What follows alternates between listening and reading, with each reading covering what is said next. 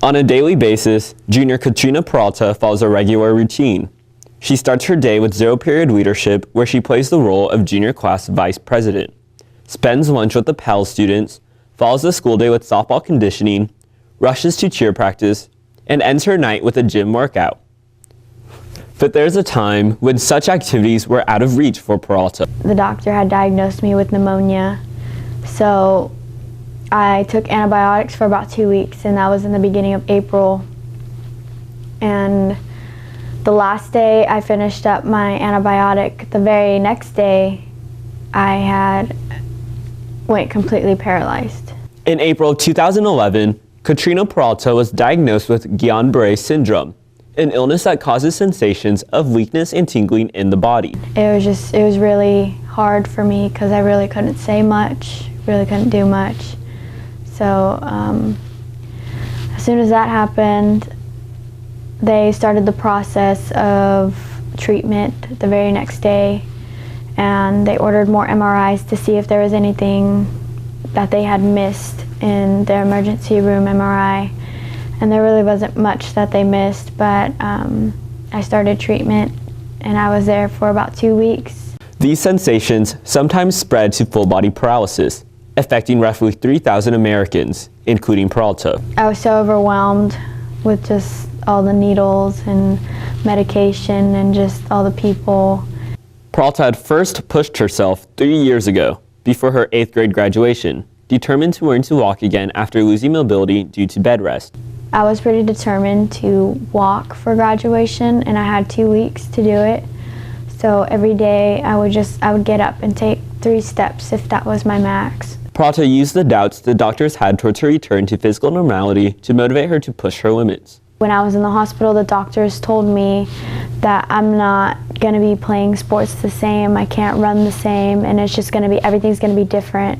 With the doctor's doubtful prognosis and fear from her mother, Peralta drove towards greater mobility. When she started taking steps on her own, it was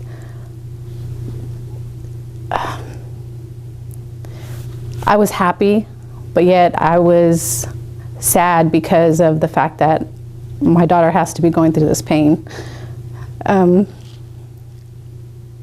As any parent, I wish it would have been me and not her. I mean, no mother wants to see their kid go through anything like that. Peralta returned to high school midway through her sophomore year. She impulsively decided to try out for the junior varsity softball team, despite having just returned from her 2nd episode of paralysis. When I tried out, I felt like all the other girls were they were really good, and I felt like I had no progress in the year I had been out of softball, or the 2 years actually. So when it came to who made the team and who got cut, I was pretty scared, but I was kind of expecting to be cut, and I had found out I made the team. Living under the fear of a return of paralysis, Peralta works out daily for the solid goal of not losing her strength. Despite how life-altering Guillain-Barré syndrome may be, Peralta would not take a second back. Guillain-Barré syndrome has taught me a lot as a teenager. It's super difficult to juggle it. I mean, in April will be 3 years that I've been dealing with it, but I mean, it's something that you kind of get used to, and it's just something to motivate you every day. Peralta attributes her athleticism to Guillain-Barré syndrome, providing her with motivation.